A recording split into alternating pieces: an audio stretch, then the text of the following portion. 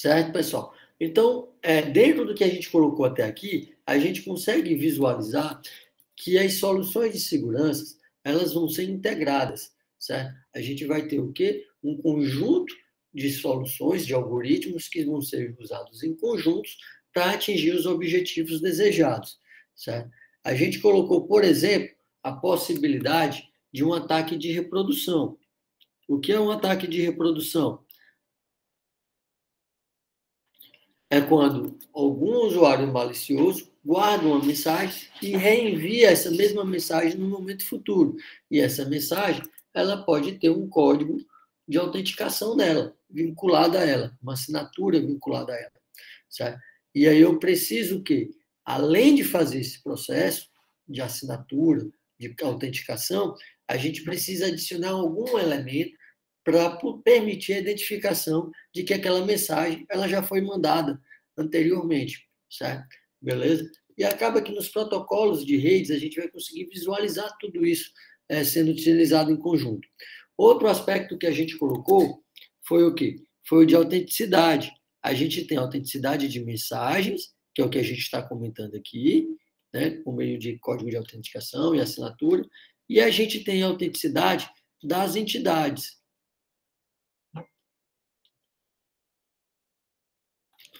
Certo? Antes de enviar uma mensagem, é fundamental, né, antes de iniciar o processo de comunicação, né, um processo sigiloso, confidencial, é fundamental que eu tenha certeza que eu estou falando com aquela pessoa, com aquela entidade. É fundamental que eu tenha certeza que eu estou fazendo uma transação no Banco do Brasil, na Amazon, etc. Certo? Então, eu preciso autenticar o Banco do Brasil e o Banco do Brasil precisa ter certeza que sou eu, né, o correntista que está querendo movimentar, né, aquela corrente, tá certo? Ou seja, então tem um processo de autenticação. Então, a gente faz o processo de autenticação e aí, posteriormente, a gente faz o processo de envio das mensagens. Isso é padrão, certo? Os protocolos de segurança, né, especialmente os protocolos de rede, de comunicação, eles deixam isso bem visível. Certo, pessoal? Ok? Então, quando a gente estiver falando de redes, a gente vai conseguir visualizar, né, o uso dessas soluções de maneira integrada, né, de uma maneira mais precisa, de uma maneira mais prática. Né? A gente já falou aqui, por exemplo, né, como é que a gente utiliza, né, como é que a gente mistura, né, a parte de cifras simétricas e assimétricas, certo? Para poder fazer uma confidencialidade de maneira segura, tá certo? Beleza? Né?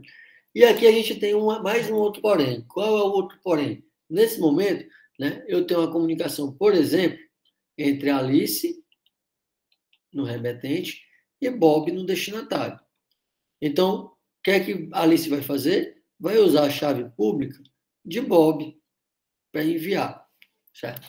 E em algum momento ele vai precisar validar, ter certeza de que aquela chave é realmente de Bob, certo? Ou seja, então a gente tem também um outro problema, certo? Para a gente lidar aqui na criptografia. A gente assume, tradicionalmente, né, que o processo em torno, né, do algoritmo, ele é seguro, certo? Mas a gente precisa, na hora de utilizar realmente essas soluções, na hora de criar esses protocolos, se preocupar com esses outros aspectos externos. Não tem como o RSA sozinho, certo? Garantir que a chave pública é de fulano ou de Beltrano. Tá certo? O RSA ele se preocupa com o quê? Com a geração do par de chaves, com a criptografia e com a decifragem. E, obviamente, né, com a segurança dessa chave, da chave privada. Ou seja, eu não consigo obter a chave privada a partir da chave pública de uma maneira eficiente. Certo? Eu não consigo direcionar essa preocupação com o detentor da chave privada, né, com o dono daquela chave privada, né, de quem é aquela chave pública, a nível de algoritmo criptográfico. Então, a gente vai precisar de uma outra solução também nesse processo.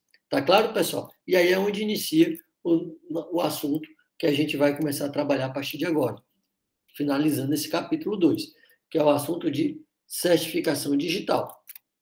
Ou seja, nada impede que o Onofre, por exemplo, diga: oi, meu nome é Gabriel, está aqui minha chave pública. Certo? E divulgar ali abertamente. Ou seja, eu vou precisar, em algum momento, validar, vincular aquela chave pública ao dono daquela chave pública. Certo? Por que isso? Porque cada entidade, né, vou colocar aqui, por exemplo, o Onofre,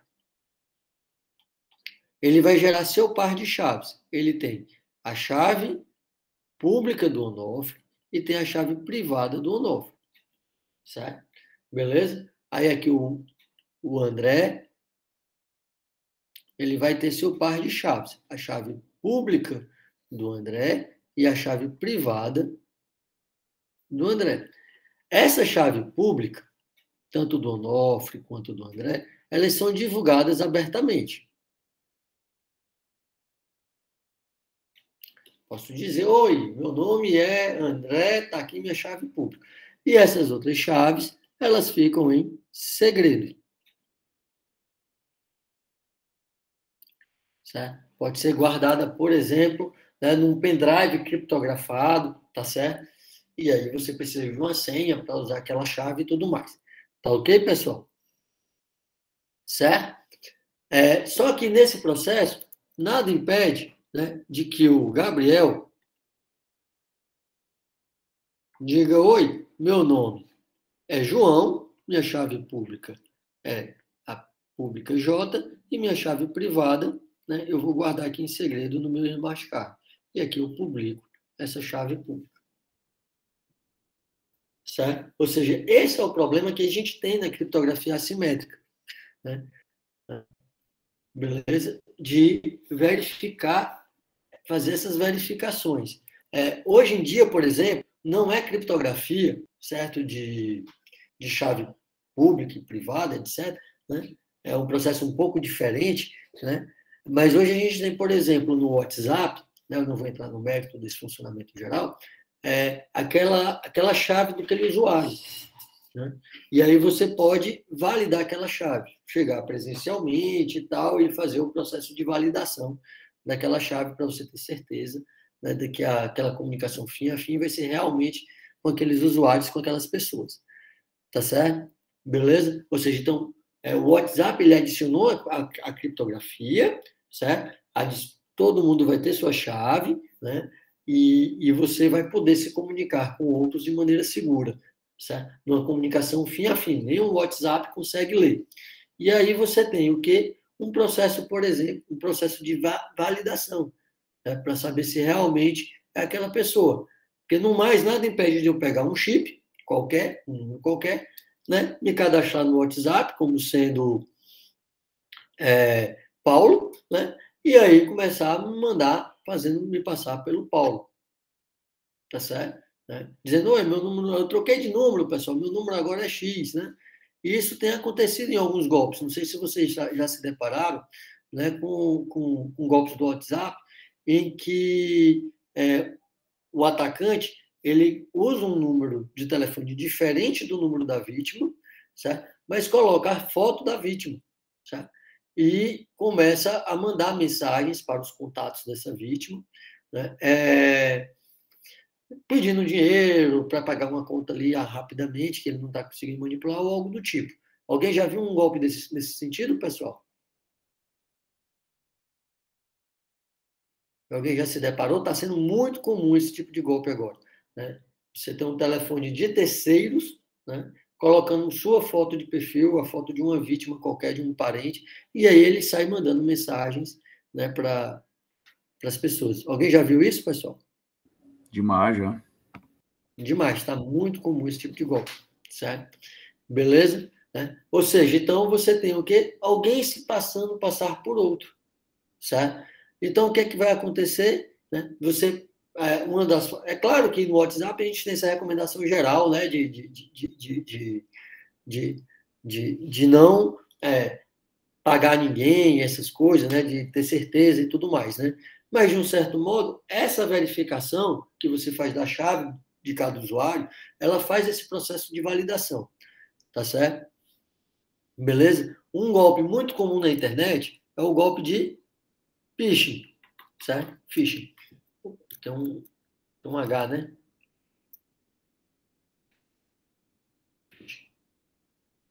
Tá? Beleza? Esse golpe de phishing, como é que ele acontece? Né? Algum atacante, cria um site falso, por exemplo, do Banco do Brasil, né? E manda o link desse site falso, né? Por SMS, por mensagem no Facebook, por WhatsApp, de alguma forma, por e-mail, né? Por algum mecanismo de spam, para tentar atingir. Né? Eu, de vez em quando, eu recebo uma mensagem aqui dizendo que minha conta está bloqueada, minha conta da Caixa vai ser bloqueada, com um linkzinho. Né? E aí, simplesmente, o que acontece? É um site do banco, certo? Igualzinho, né? Só que você não está conversando com o banco, certo? Então, assim, você precisa ter certeza de que aquela comunicação é feita com aquele banco, certo? E aí, para isso, né, a comunicação, para ela ser feita segura, né, ela vai usar a criptografia. Então, o que vai acontecer nesse caso do phishing? Vai acontecer que o atacante vai criar um par de chaves e dizer: oi, meu nome é Banco do Brasil, está aqui minha chave pública. Certo? E aí você pode cair, se você cair nesse golpe, você digita seu login e sua senha, o atacante pega aquele login e senha e começa a ter acesso ao próprio Banco do Brasil.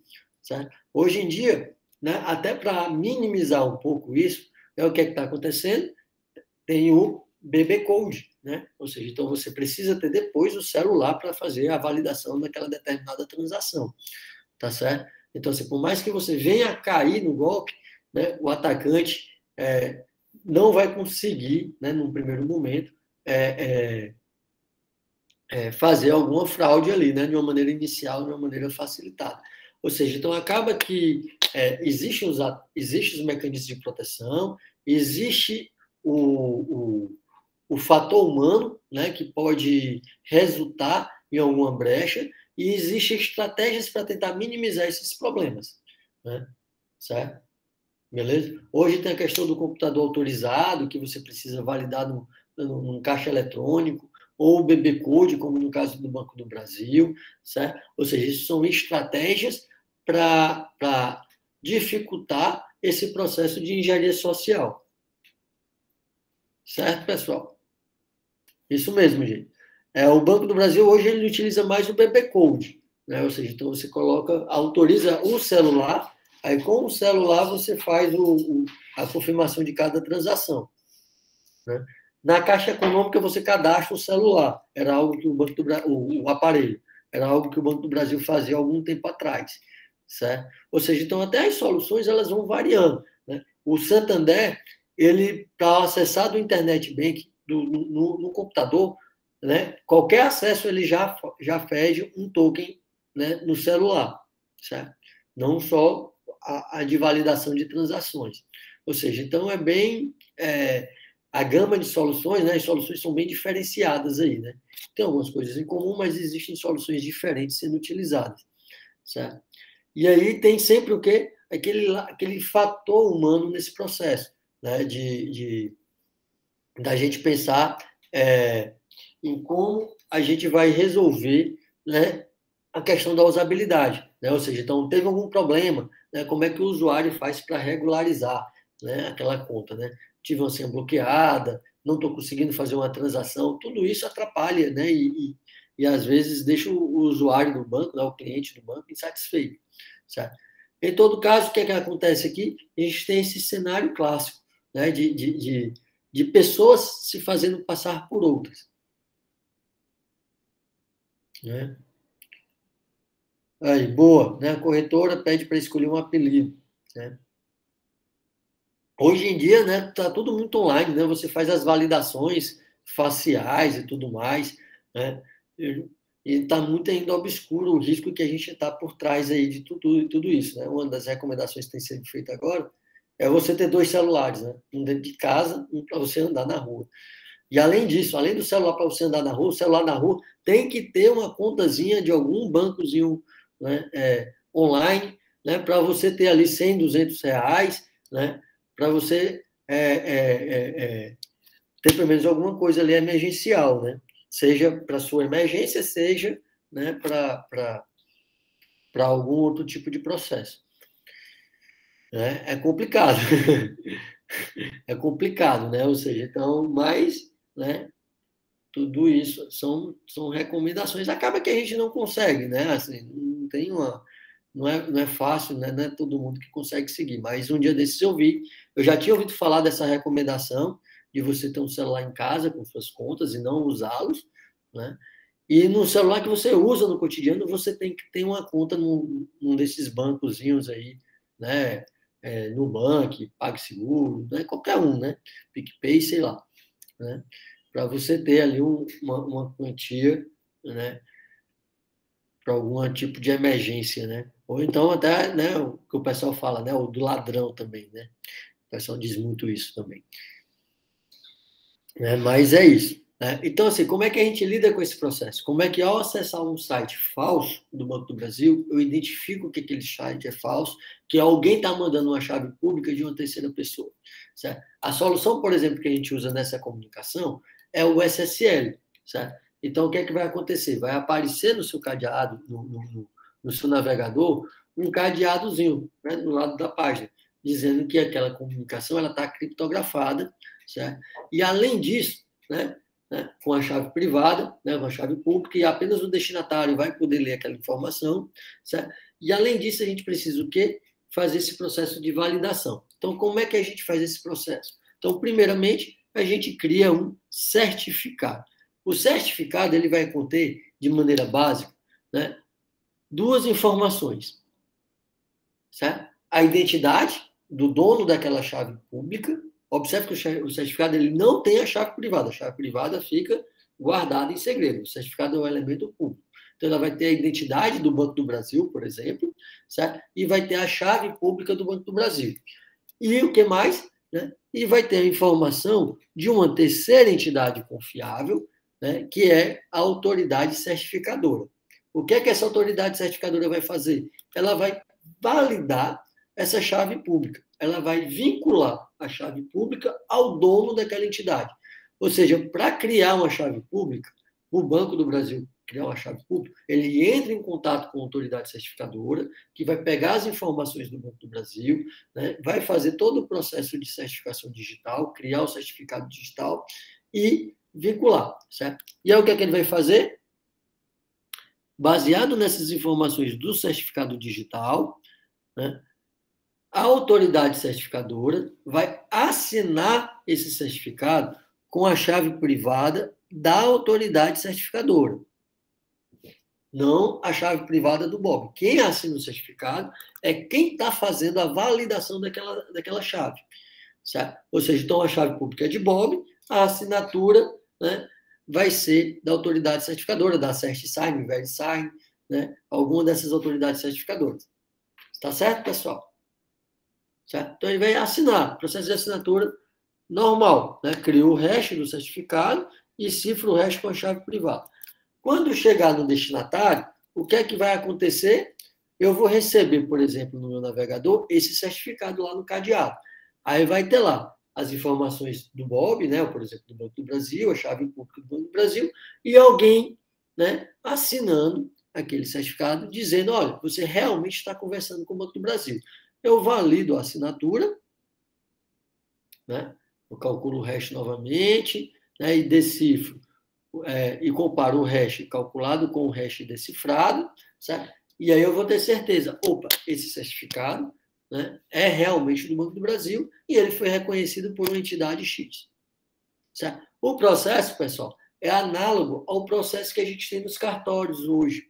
Né? Quando eu vou, por exemplo, né, num cartório e faço o reconhecimento de uma assinatura, é uma terceira pessoa que está validando aquela assinatura, dizendo que ela é realmente, né, de uma determinada pessoa, de uma determinada entidade. Tá certo, pessoal? Então, a gente já tem isso no mundo real. A gente simplesmente colocou uma tecnologia, uma solução para replicar esse processo no mundo virtual, certo? Ou seja, então, quando a gente tinha um contrato, por exemplo, que as partes assinavam um contrato, a gente precisava o quê? Reconhecer firma, né, das partes no cartório. E aí o cartório ele ia dizer o quê? Aquela assinatura é realmente, né, do contratante ou do contratado. Tá certo, pessoal? né? E como a gente confia no cartório, então a gente confia na assinatura. Da mesma forma aqui, como a gente confia na autoridade certificadora, a gente vai confiar nos certificados emitidos por elas. Certo, pessoal? Pronto. Aí eu vou chegar aí. Beleza, gente. Eu vou compartilhar aqui a minha tela, certo? Para a gente visualizar legal.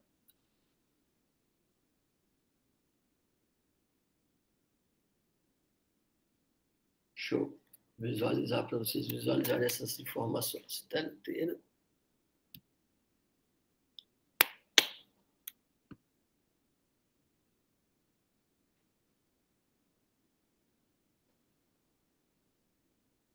Pronto.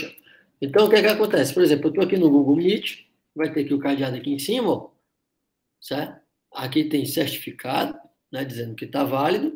Tem aqui quem emitiu, né, quem emitiu aqui no caso, o certificado do Google, né, no caso do Google Meet, google.com, foi uma autoridade certificadora do próprio Google, né, essa GTS-CA, uma autoridade certificadora do próprio Google, certo? Ó, Google Trust Services, tá ok? Né? E ele tem várias informações. De uma maneira geral, né, que eu tinha colocado, a gente tem o quê? A gente tem as informações de quem está assinando o certificado, ou seja, a informação do GTS, certo? Beleza? Né? Tá aqui, ó, por exemplo, aqui o certificado no Google, certo? Então, o certificado do Google vai ter aqui as informações da GTS, certo? CA1C3, né? Que é quem assinou lá, certo? Então, aqui está aqui informações sobre o emissor, ou seja, quem assinou o certificado. Aqui no início tem as informações do dono daquele certificado, que pode ser, por exemplo, o Banco do Brasil, né? No caso aqui é o google.com, né? Todos os sites, Drive, Gmail, certo? Etc. Beleza? asterisco.google.com. Beleza? E aí a gente tem o que mais? A gente tem a chave pública, tá aqui, essa aqui é a chave, as informações da chave pública do Banco do Brasil, não, do Google, né, do Meet, certo? Beleza? E aqui no final, ó, é a assinatura dessa chave pública, certo? A assinatura desse certificado, perdão. Beleza? E tem várias informações que a gente tem no certificado, certo? Então, por exemplo, aqui, ó, está dizendo aqui, por exemplo, qual é o algoritmo de chave pública do dono do certificado, certo? Uma coisa é o dono do certificado, outra coisa é o emissor do certificado, certo? Então, o dono do certificado, o Banco do Brasil, por exemplo, o serviço que a gente está acessando, do MIT, é uma chave pública baseada em curvas elípticas, certo? E está aqui as informações, quais são os parâmetros daquele algoritmo, certo? E aqui está a chave pública daquele algoritmo, são 65 bytes, aqui representado em hexadecimal, né? Certo? Beleza? Né? Aí, além disso, tem várias outras informações. Aqui é a assinatura do certificado. A gente tem essas informações também para o emissor, certo? Então, aqui, por exemplo, é o emissor, a GTS, certo? E a gente tem aqui, ó, o algoritmo de assinatura, ou seja, a chave pública, né, da autoridade certificadora, certo?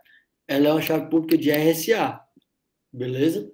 Né? E ele assinou usando o RSA e SHA-256, certo? Ou seja, é o algoritmo de assinatura do emissor, né? Para verificar essa assinatura aqui.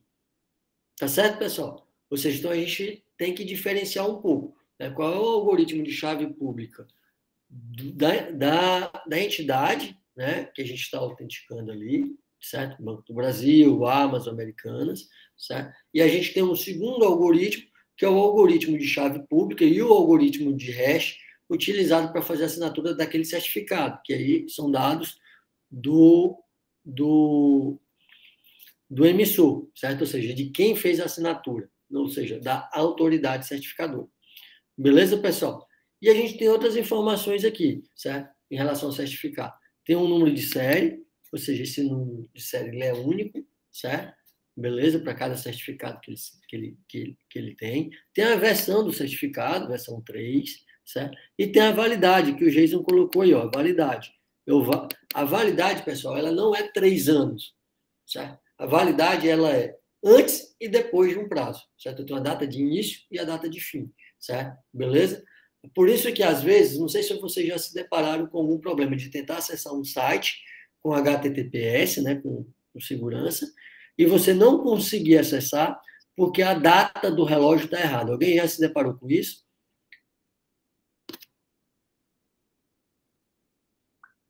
Sim, né? Certo? Ou seja, então isso é comum. Aí você ajusta a data e aí você vai valer. Por quê? Porque é feita essa verificação se o certificado que você está acessando está dentro da validade. Certo? Beleza? E aqui tem outras informações, né, que são colocadas, né, no certificado.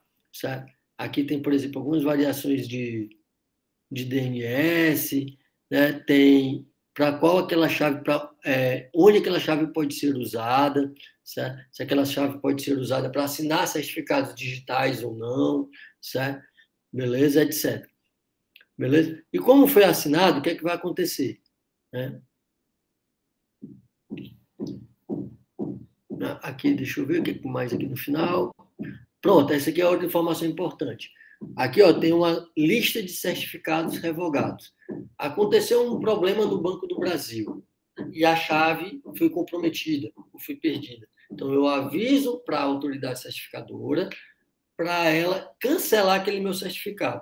Como eu não posso editar o certificado, porque senão eu mexo na assinatura, então o que é que ele faz? Ele publica num site a lista de certificados revogados. Certo? Então, o certificado ele pode estar dentro da validade, e aí você entra nesse site e verifica se ele foi revogado ou não. Então, essa é outra informação importante, certo? Que a gente tem nos certificados digitais. É a CLR, a lista de certificados revogados em português. Beleza? Certo? E aí, como esse certificado foi assinado pela GTS-CA do Google, então aqui ele cria uma hierarquiazinha. Então, eu tenho aqui a GTS-CA, onde vai ter aqui a GTS-CA e quem assinou, né, que foi a GTS-Root, certo? E vai ter as mesmas informações. Aí, aqui nesse caso, se a gente pegar aqui o cara crachá, a gente tem bem aqui uma criptografia baseada em RSA, que foi a mesma criptografia usada aqui, ó. Ele diz que a criptografia da autoridade certificadora, né, da assinatura, é com RSA. Então, a chave pública, ela vai estar aqui, a chave pública, e vai ser em RSA. E ela vai ter o expoente, certo? E aquele valorzinho N.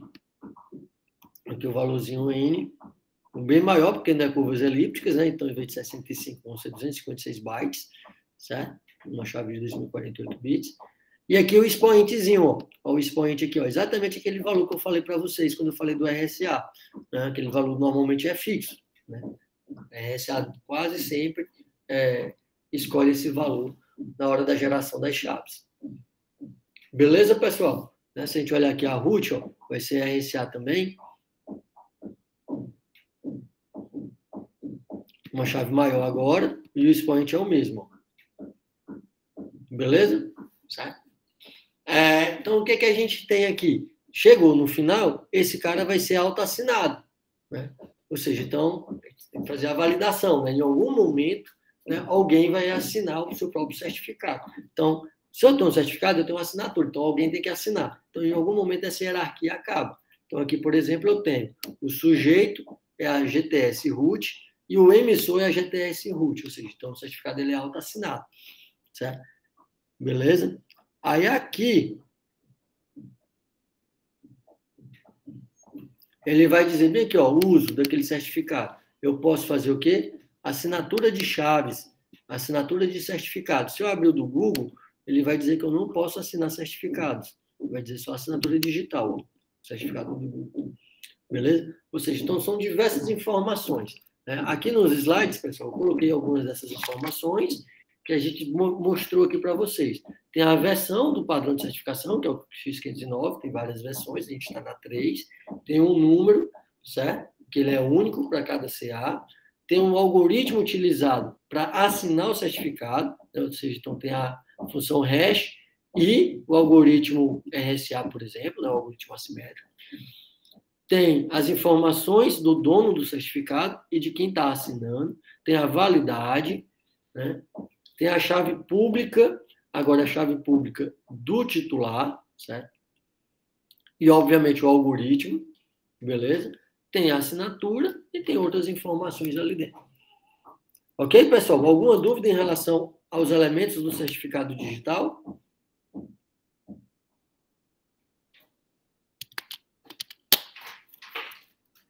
Certo? Beleza? Então, são essas informações que a gente tem dentro do certificado digital. E aí, quando a gente acessa um site com SSL, né, com certificação digital, né, automaticamente o navegador faz essas verificações de segurança, certo? Beleza? Ou seja, ele vai verificar se o certificado, se essa assinatura, se esse documento aqui do certificado foi modificado, ou seja, se essa assinatura está válida, ele vai verificar se a entidade é confiável, vai verificar se o certificado foi revogado, vai verificar se está dentro do período de validade, ou seja, vai fazer uma série de verificações automáticas. Existe para os navegadores, né, já um conjunto de autoridades certificadoras conhecidas. Eu vou abrir aqui esse site, badssl.com, para a gente ver esses exemplos. Então, aqui ele vai mostrar para a gente vários exemplos de problemas, certo? Nos certificados digitais. Está aqui, ó, vários problemas. Certo? Vou passar aqui só nos mais comuns. Né? O certificado expirado, ou seja, certificado fora da data de validade. Na hora que eu abrir aqui, o meu navegador, ele vai colocar informação, né, sobre esse certificado. Vou mostrar aqui detalhes, posso ver o certificado. Ele vai dizer, ó, o certificado expirou, né, ele venceu em 2015. Certo? Aí ele já mostra a mensagem de erro. Certo? Eu posso optar, né, em alguns navegadores, por visitar o site mesmo assim. Tá bom? O que mais que a gente tem? Né? Ele pode dar site inválido. Certo? Ou seja, eu disse que o certificado é do Banco do Brasil e ele me deu no certificado está dizendo que o site é da Caixa. Certo? Beleza? Então, ele vai dar site inválido. Se eu botar aqui o certificado, deixa eu ver se ele aparece o certificado todo. Não corresponde à entrada. Né? Certo? Cadê o dado completo do certificado? Pronto.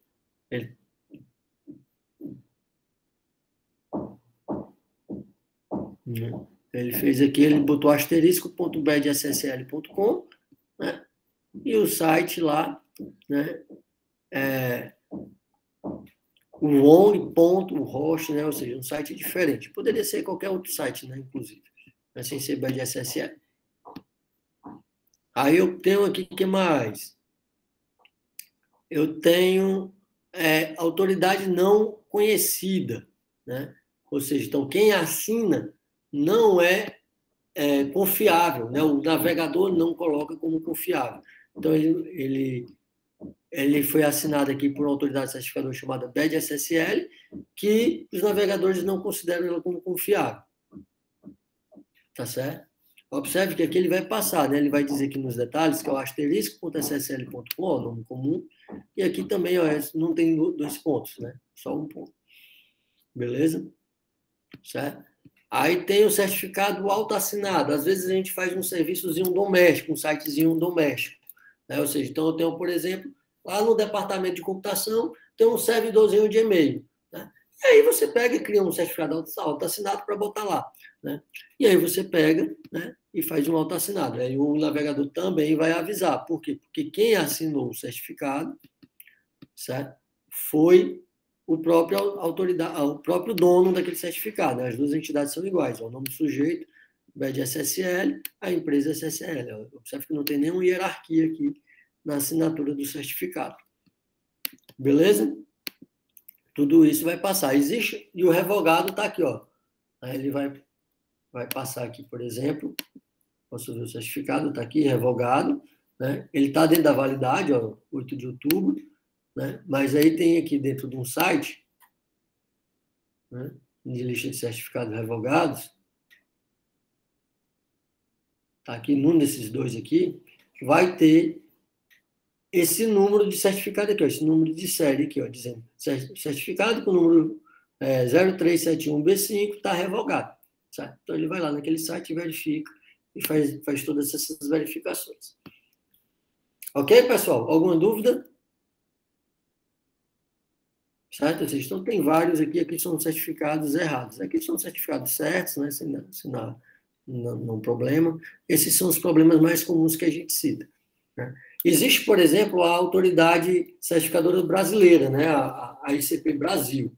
No caso da ICP Brasil, né, a gente tem toda uma confiança legal nela, né? Existem diversas normas, né, que são seguidas, mas ela ainda não está credenciada, né? Não está automatizada pelos navegadores. Então, muitas vezes a gente acessa algum site governamental, da SERP e tudo mais, que é quem controla, e a gente aparece lá a mensagem de não confiável, né? Porque ele não está confiando, né, naquela autoridade certificadora que é a ICP Brasil. Certo? Não sei se vocês já se depararam com isso. Já se depararam com isso, pessoal? O Jason já disse que já se deparou. Acontece demais. Então, os sites governamentais, normalmente, muitas vezes acontece isso. Se você acontecer, você vai ver lá que o certificado ele é do SERPA. Deixa eu ver se eu acho algum site aqui do SERPA.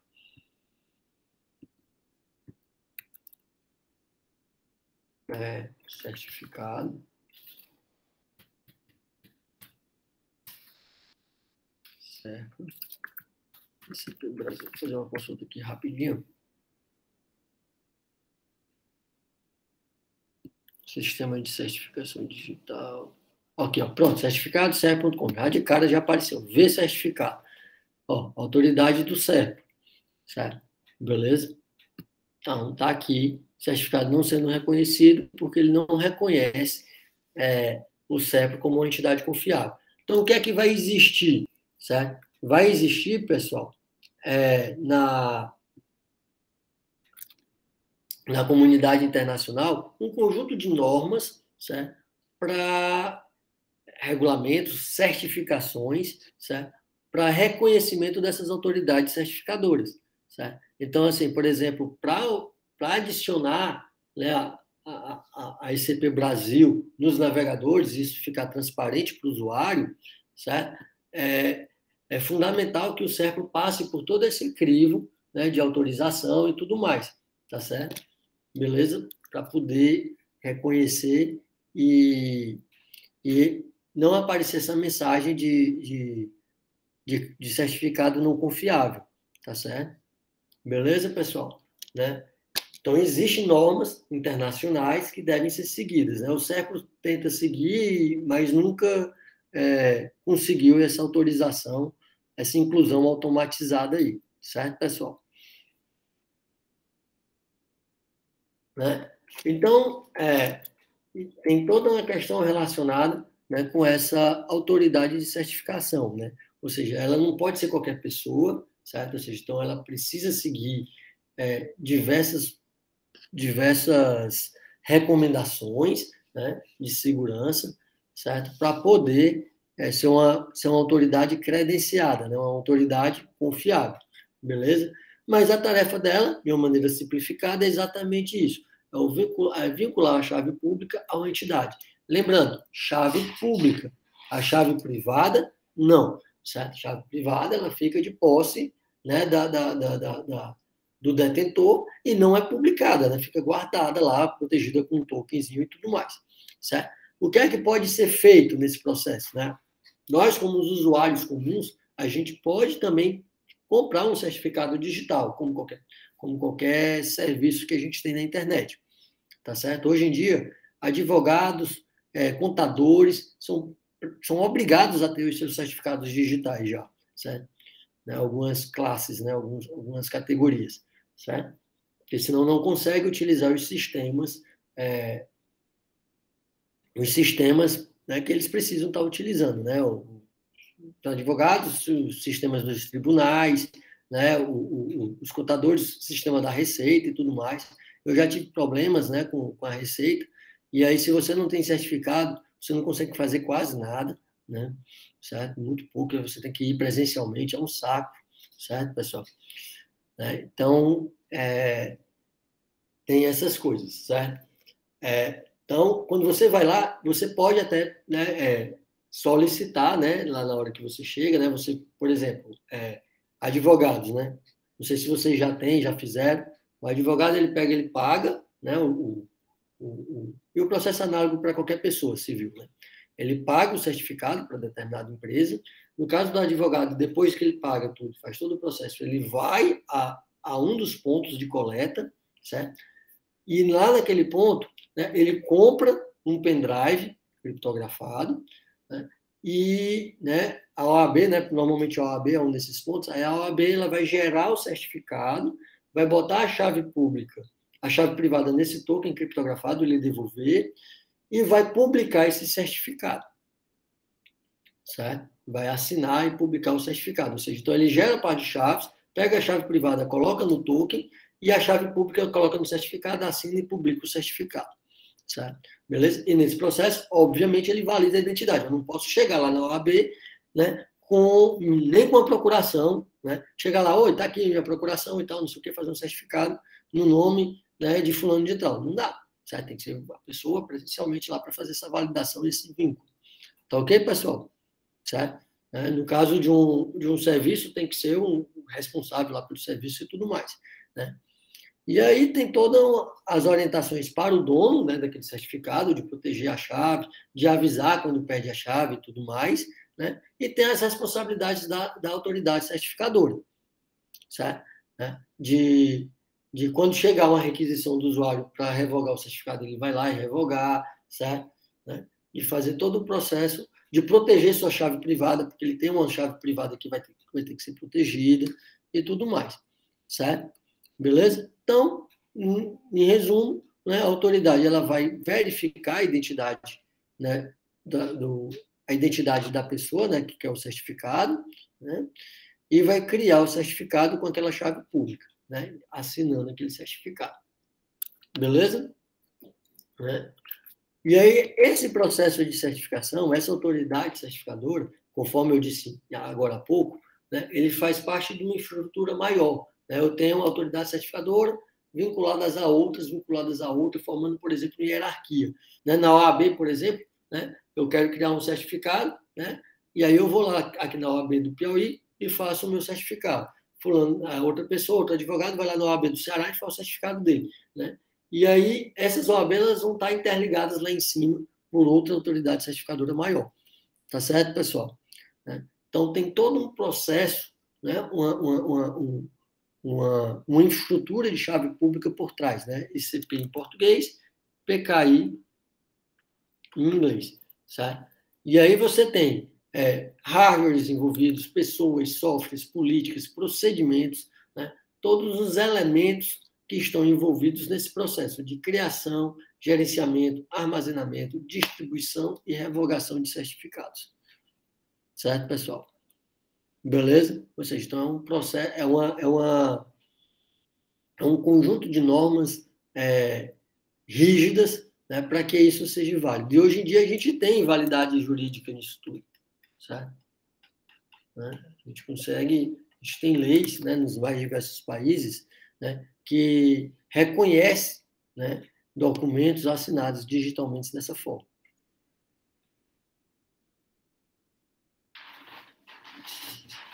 Certo? Hoje o CPF é praticamente uma informação pública, né? O problema é que tem um custo, certo, nesse processo todo, que você não tem como repassar para toda a comunidade. Né? Ou seja, então algumas entidades elas têm que ter, né, mas de modo geral a sociedade civil ela não precisa ter, certo, para usar os serviços. Para usar o Banco do Brasil eu não preciso ter, para usar a Caixa, para usar Americanas, a Amazon, etc. Eu não preciso ter certificado digital, certo? Pode ser que isso mude com o tempo, né? Hoje em dia a gente já tem essas classes. Estou citando dois exemplos bem visíveis, né, contadores e advogados, né, que são obrigadas a ter certificados para poder exercer a profissão, senão não consegue. Tá certo, pessoal? Porque tem um custo, você vai pagar o quê? R$ 150 por ano no certificado digital, né? Certo? Ou seja, não dá para você colocar isso para todo mundo. Né? Tá certo, pessoal? Né? Mas pode ser que para frente mude, né? Isso fique mais... E assim, você consiga divulgar um pouco mais. A questão é que o custo sempre vai ter, né? Por conta exatamente da infraestrutura que você precisa pagar essa infraestrutura, certo? Tem empresas ali por trás que precisam se manter, certo? Ou seja, então é complicado, né? Você ter uma redução de custos nesse sentido, né? E aí entra soluções alternativas, né? Que não são utilizadas, né? Não são aceitas juridicamente, né? Mas que podem ser utilizadas para dar uma certa confiabilidade nas comunicações, certo? Como, por exemplo, as que a gente usa no WhatsApp, né, com aquela proteção que a gente já falou, ou então no caso do PGP. Né? No caso do PGP, ele usa também chave pública, chave privada, e eu faço o seguinte, né, eu pego, né, vou mandar uma mensagem para o Gabriel, né, peço para o Gabriel qual é a chave pública dele, mando uma mensagem para ele e tudo mais, certo? Para ter certeza que estou mandando só para ele.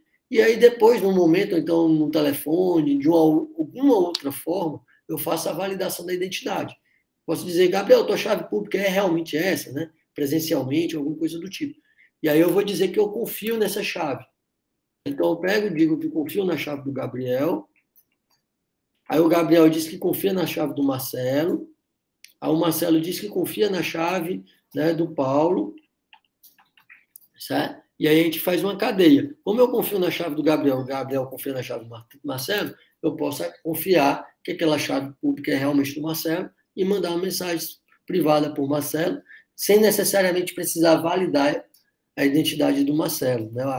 Vincular a chave pública do Marcelo. Essa é uma ideia geral do PGP, né? da cadeia de confiança. Tem várias nuances aí, a gente vai poder comentar um pouquinho mais na frente, mas é uma variação desse processo. Beleza, pessoal? Alguma dúvida até aqui?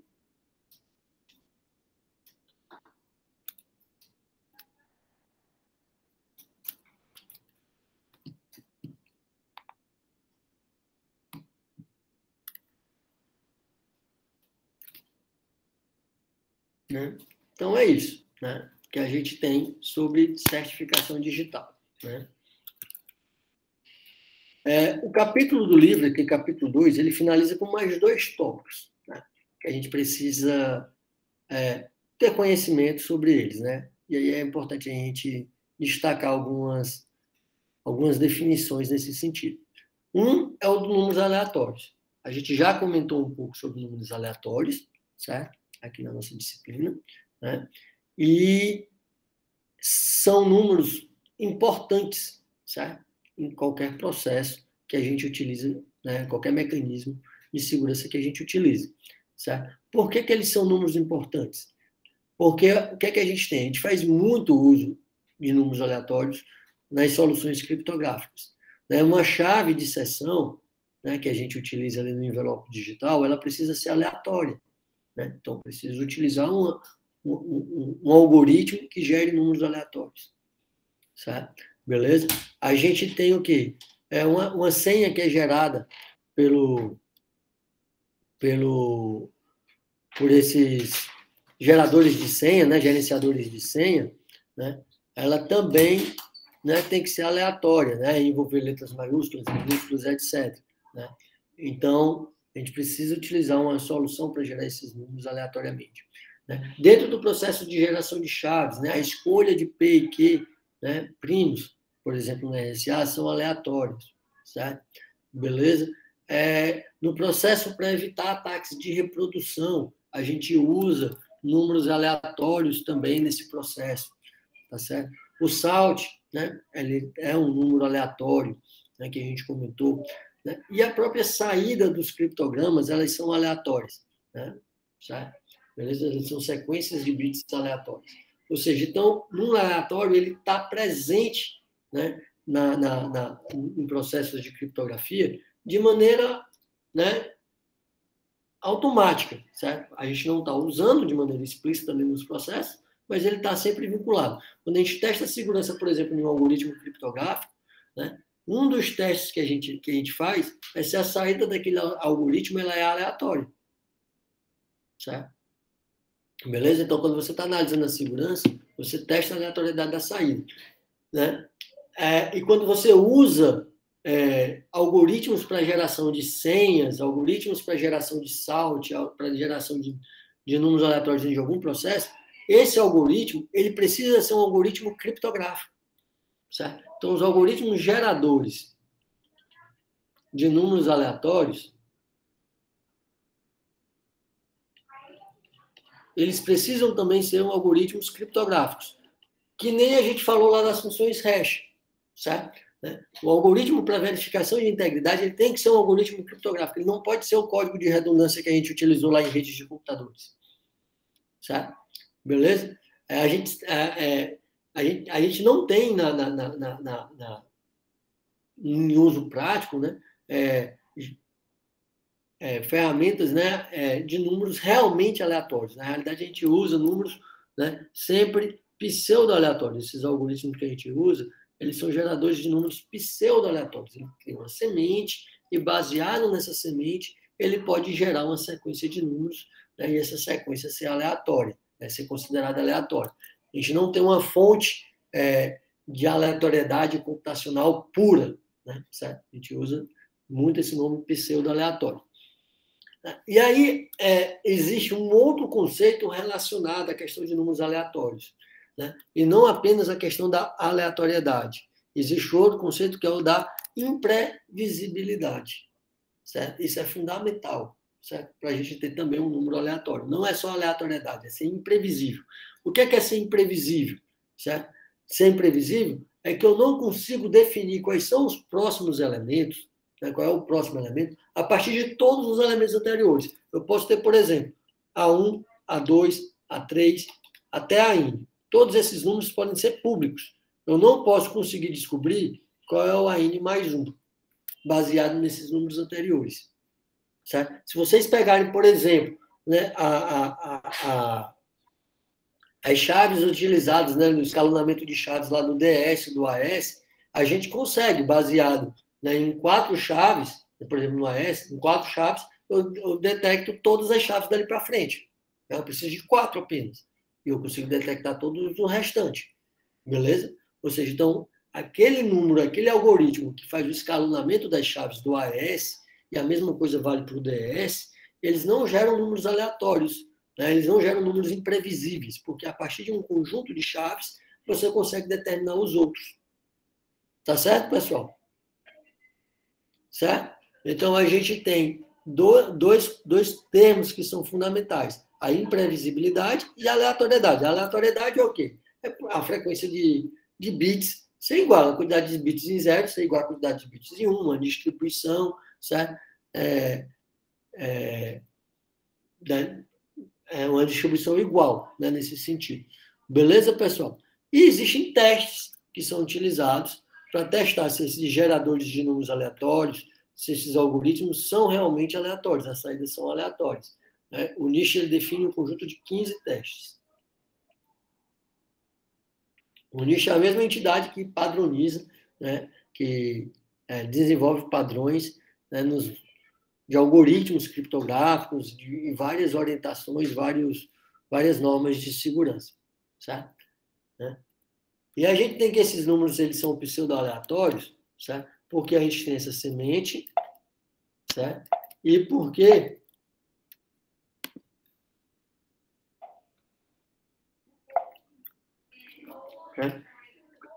a gente sempre gera a mesma semente, os mesmos valores se a gente tiver essa semente master.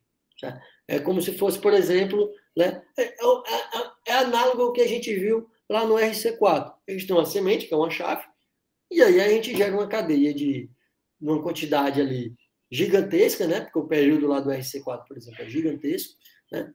E uma cadeia completamente aleatória, imprevisível e tudo mais. Tá certo? E se eu usar a mesma chave, eu sempre vou gerar a mesma cadeia. Por isso que a gente precisa estar sempre trocando as chaves, certo? Beleza? Ou utilizando alguma outra informação adicional para que as chaves não sejam iguais. Beleza, pessoal? Então, assim, é um conceito importante dentro da segurança e a gente não pode deixar de lembrar. Certo? E o outro ponto, né? O outro ponto é a questão do armazenamento de dados. A gente já falou, por exemplo, né, das senhas, certo? Então, o que é que acontece com as senhas? Certo? as senhas, certo, de um determinado sistema, elas são aguardadas num arquivo. Né? Por exemplo, se pegar um arquivo do Windows, vai ter lá o arquivo shadow lá do Linux, perdão, onde vai estar as senhas de cada um dos usuários, né? Um arquivozinho onde tem todas as senhas, uma tabela do banco de dados ou algo do tipo, certo? E aquele arquivo ele precisa ser protegido, certo? Então, assim, a gente trabalha muito, exemplifica muito todo esse processo de segurança dentro do processo de comunicação, e acaba que é o que vai ficar visível, por exemplo, quando a gente for falar de segurança de redes, tá certo? Mas a gente tem a proteção também local, certo? Então, o arquivo de senhas é uma delas, né? Eu tenho aqui, por exemplo, também no meu computador, certo? E isso vale também para máquinas do Windows e tudo mais, a gente tem a criptografia do disco, né?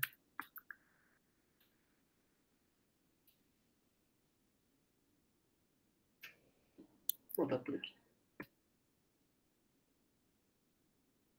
Então, tem aqui a segurança e privacidade.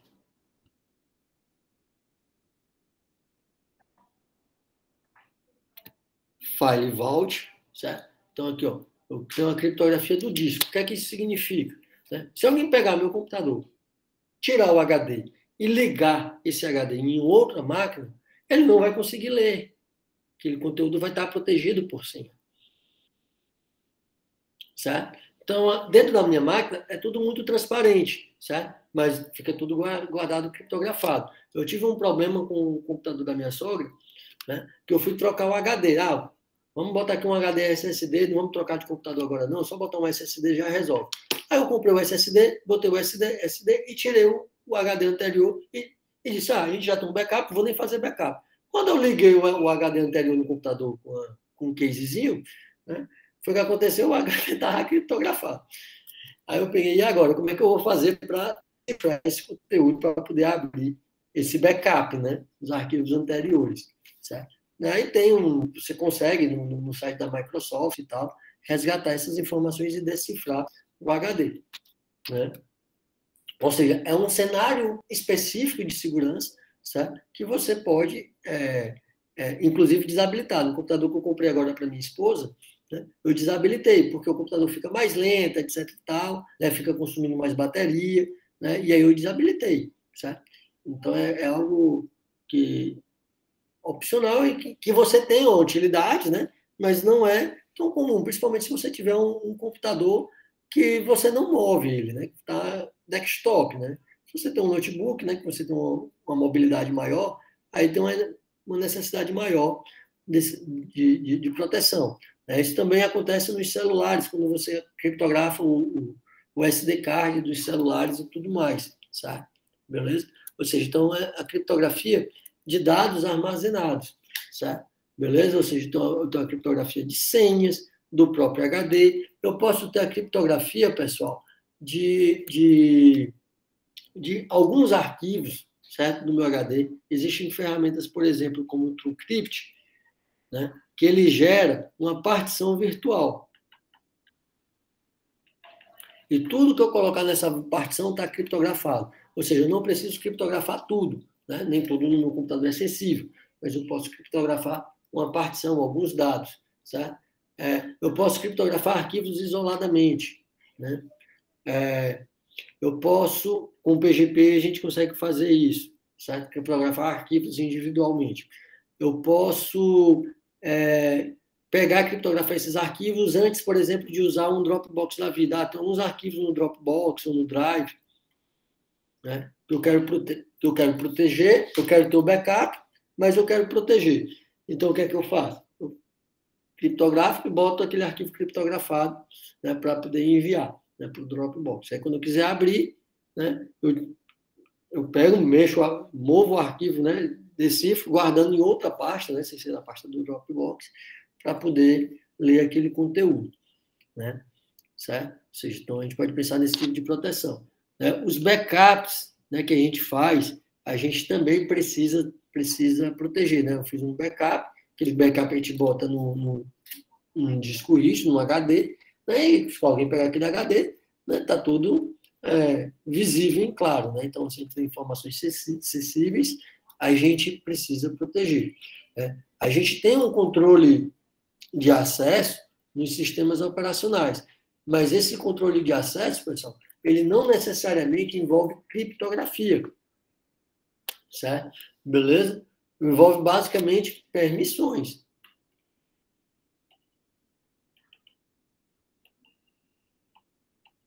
Ou seja, é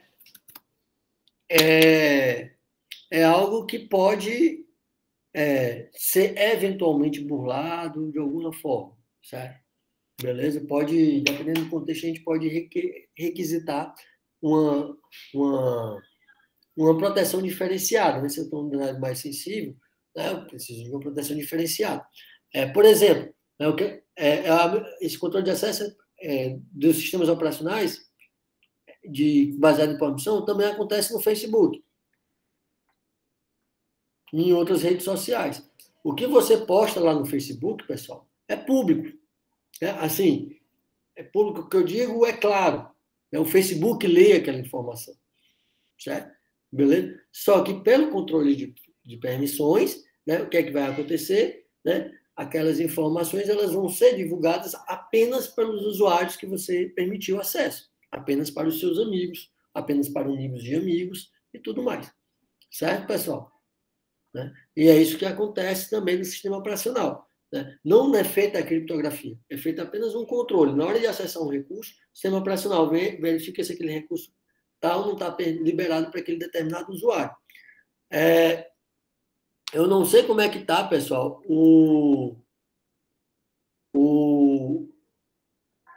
as contas de vocês, servidores de alunos, lá no departamento. Né? Vocês têm uma conta, né? E aí que você loga nas máquinas, não é isso, pessoal? Né? Normalmente você cria, quando você entra como aluno, como calouro, é criada uma conta, certo? E aí, nessa conta, você consegue logar na máquina e consegue ter acesso a um perfil pessoal, né? Para você guardar os seus trabalhos, seus arquivos pessoais, acadêmicos, e poder acessar aqueles arquivos de qualquer máquina. Ainda está desse jeito?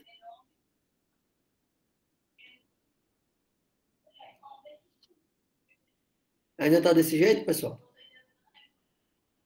Hoje em dia, muitos estão usando os computadores, os próprios computadores, né? E acaba que usa pouco os computadores da própria universidade, né? Mas era dessa forma, né? É para ser dessa forma, né? Certo? E o que é que acontece? Quando você loga na máquina, né? Tem um disco, né? No servidor de arquivos, né? Que tem lá a pasta de cada usuário. Antigamente era fracionada por ano, né? 2000, 2001, 2002, 2015, 2016, etc. E dentro de cada ano, né, todos os alunos com a matrícula naquele ano, tá certo? Então, esse é um HD, né, que está no servidor e que você pode acessar aquele HD de qualquer máquina do departamento, certo? Beleza? E aí, por exemplo, se eu sou um aluno de 2010, né, de 2015, eu posso ir lá, entrar apenas na aba de 2015. Vejo lá todo mundo que é de 2015 e dentro daquela página eu posso acessar apenas o meu usuário. Não posso acessar o dos outros. Certo? Beleza? E não posso acessar 2010, 2011, 2019. Certo? Acesso só 2015, que é o meu ano de matrícula, né? E, posteriormente, o meu usuário. Né? Aí, eventualmente, a gente faz um trabalho em conjunto, né, com outro colega, aí a gente consegue compartilhar, né? Eu consigo ir lá e dependendo, não sei como é que está hoje, né, mas na minha época eu conseguia compartilhar, né, minha pasta com outro colega. Né? Hoje está tudo simplificado e vocês não fazem mais uso disso, né? Mas na minha época a gente tinha que interagir dessa forma. Né? Hoje não tem tantas soluções como a gente tinha antigamente. Então eu ia lá e compartilhava a minha pasta. Só que eu só conseguia compartilhar se fosse do mesmo ano. Né? Para quem é. Por quê? Porque eu poderia compartilhar com o João, mas se o João fosse de 2016, ele não abria nem a página de 2015. Como é que ele abre minha pasta? Beleza? Então, tudo isso é controle de permissão. Não tem criptografia em nada nisso tudo. Tá? Só controle de permissão nativo do sistema operacional. Ok, pessoal?